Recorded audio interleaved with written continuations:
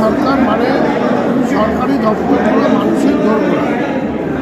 নাগরিক পরিষেবা বা সরকারি দপ্তরে এর আগে বাম জমানায় মানুষের চল্লিশ সুতরাং হয়ে যেত, দপ্তর তো দপ্তর ঘুরতে কখনো কোনো কাজ হতো না।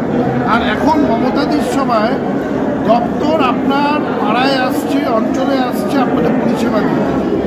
এটাই তাদের আর আমাদের মধ্যে তফাৎ।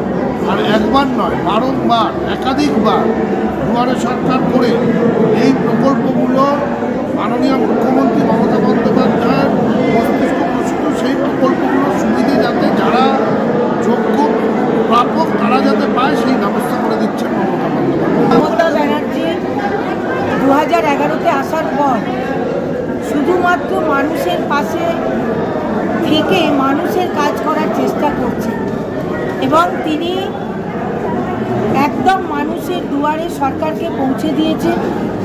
যেখানে আমাদের এইসব কাজগুলো করতে, ধরুন আমি রেশন কার্ডের কথাই বলছি বা বার্ধক্য ভাতা, বিধবা ভাতার কথাই বলছি, আজ থেকে 2011-র আগে আমরা দেখেছি এই রকম পরিবেশ ছিল না, মানুষ এত সহজে হাতের কাছে এই কাজগুলো করতে পারত না।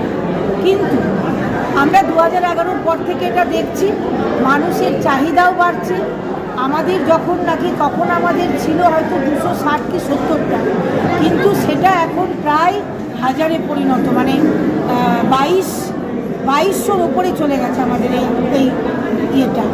তো আমরা জানি কি আমাদের এই মানবিক মুখ্যমন্ত্রী তিনি আসার পর থেকে পশ্চিমবাংলার সার্বিকভাবে উন্নয়ন যেভাবে হয়েছে সেটা বলার অপেক্ষা রাখে। ঠিক তেমনই আমার এখানে 2011-তে মাননীয় বিধায়ক স্বর্ণকমল সাহা এসেছিলেন এবং তিনি বলেছিলেন কি আমার বাড়ির দরজাটা অনেক উঁচু, আমার বাড়িতে ঢুকতে গেলে কোনো মানুষকে মাথা নিচু করে ঢুকতে হয় না।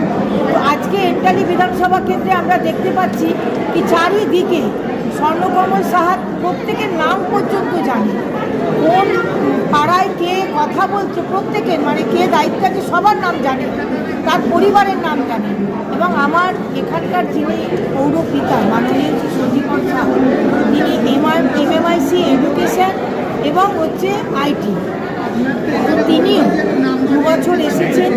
কিন্তু আমরা এখানে দেখেছি পরিষেবার যদি আমরা বলি, দুয়ারে সরকার তো আমাদের আছে, এছাড়া উনি যেটা করলেন, আমাদের জলের প্রচুর সমস্যা ছিল, উনি প্রায় 13 থেকে 14টা জলের পাম্প তৈরি করে দিলেন।